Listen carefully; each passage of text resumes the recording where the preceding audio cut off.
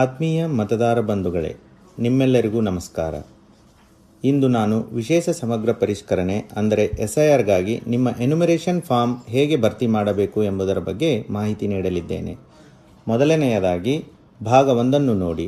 ಈ ಭಾಗದಲ್ಲಿ ನಿಮ್ಮ ವಿವರಗಳನ್ನು ಈಗಾಗಲೇ ಮುದ್ರಿಸಲಾಗಿದೆ.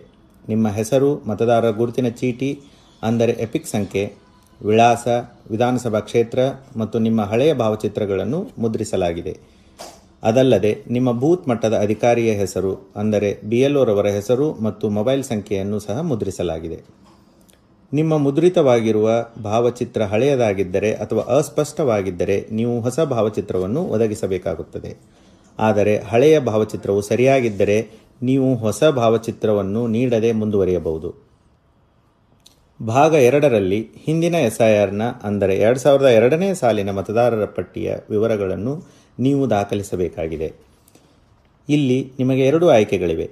ಆಯ್ಕೆ 1, 2002ರ ಪಟ್ಟಿಯಲ್ಲಿ ನಿಮ್ಮ ಹೆಸರು ನೋಂದಣಿಯಾಗಿದ್ದರೆ ಆ ವರ್ಷದ ಮತದಾರರ ಪಟ್ಟಿಯಲ್ಲಿರುವ ನಿಮ್ಮ ವಿವರಗಳನ್ನು ನೀವು ಭರ್ತಿ ಮಾಡುತ್ತೀರಿ. ಇದನ್ನು ಸೆಲ್ಫ್ ಮ್ಯಾಪಿಂಗ್ ಎಂದು ಕರೆಯಲಾಗುತ್ತದೆ.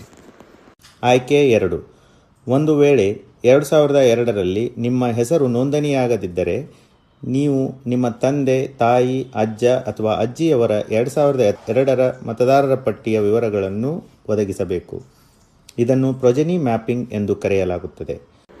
2002ರ ಮತದಾರರ ಪಟ್ಟಿಗಳ ವಿವರಗಳು ನಿಮ್ಮ ಬೂತ್ ಮಟ್ಟದ ಅಧಿಕಾರಿಗಳೊಂದಿಗೆ ಲಭ್ಯವಿರುತ್ತದೆ. ಅದಲ್ಲದೆ ಮುಖ್ಯ ಚುನಾವಣಾಧಿಕಾರಿಯವರ ವೆಬ್ಸೈಟ್ co.karnataka.gov.in ಮತ್ತು ಭಾರತ ಚುನಾವಣಾ ಆಯೋಗದ ವೆಬ್ಸೈಟ್ voters.eci.gov.in ಹಾಗೂ ECI ನೆಟ್ ಅಪ್ಲಿಕೇಶನ್ನಲ್ಲಿ ಸಹ ಲಭ್ಯವಿರುತ್ತದೆ.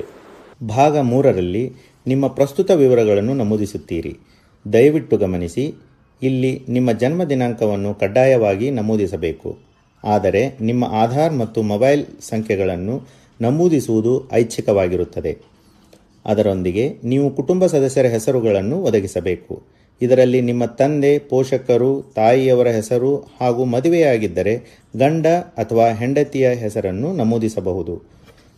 ಒಂದು ವೇಳೆ ಅವರ ಎಪಿಕ್ ಸಂಖ್ಯೆ, ಮತದಾರರ ಗುರುತಿನ ಚೀಟಿ ಸಂಖ್ಯೆ ನಿಮ್ಮ ಬಳಿ ಇದ್ದರೆ ನೀವು ಅದನ್ನು ಸಹ ನಮೂದಿಸಬಹುದು.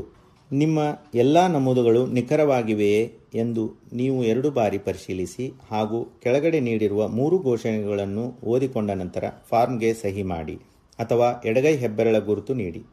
ನಿಮ್ಮ ಅನುಪಸ್ಥಿತಿಯಲ್ಲಿ ನಿಮ್ಮ ಪರವಾಗಿ ನಿಮ್ಮ ಕುಟುಂಬದ ಯಾವುದೇ ವಯಸ್ಕ ಸದಸ್ಯರು ನಿಮ್ಮೊಂದಿಗಿನ ಸಂಬಂಧವನ್ನು ನಮೂದಿಸಿ ಸಹಿ ಮಾಡಬಹುದು.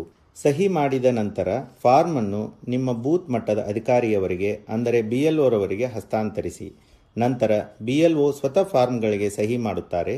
ಅವರು ಅಧಿಕೃತ ದಾಖಲೆಗಳಿಗಾಗಿ ಒಂದು ಪ್ರತಿಯನ್ನು ಇಟ್ಟುಕೊಳ್ಳುತ್ತಾರೆ ಮತ್ತು ಇನ್ನೊಂದು ಪ್ರತಿಯನ್ನು ನಿಮಗೆ ಹಿಂತಿರುಗಿಸುತ್ತಾರೆ.